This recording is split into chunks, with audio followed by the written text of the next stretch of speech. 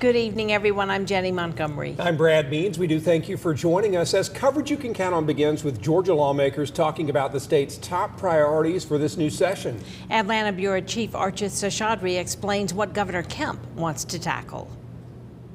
State leaders say in order for Georgia to be the best place to do business, a title the state has held for the last 11 years, the state will need to focus on key investments to continue to bring jobs to the Peach State.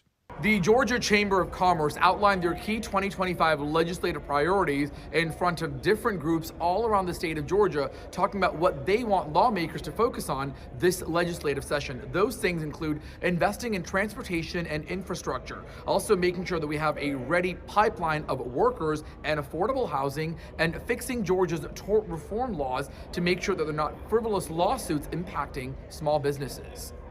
When I spoke to you all last year, I announced that my administration will work with the General Assembly to gather data that will prepare us to take on the issue of tort reform head on.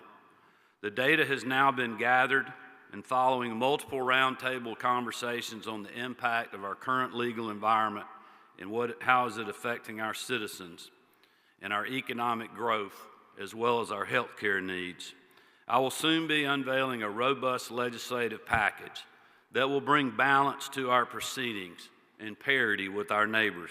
Governor Brian Kemp says a $1.5 billion investment will speed up 20 transportation projects. Governor Kemp says the state has created nearly 200,000 new jobs since 2019, with more than $90 billion invested in private sectors, and most of that in rural Georgia.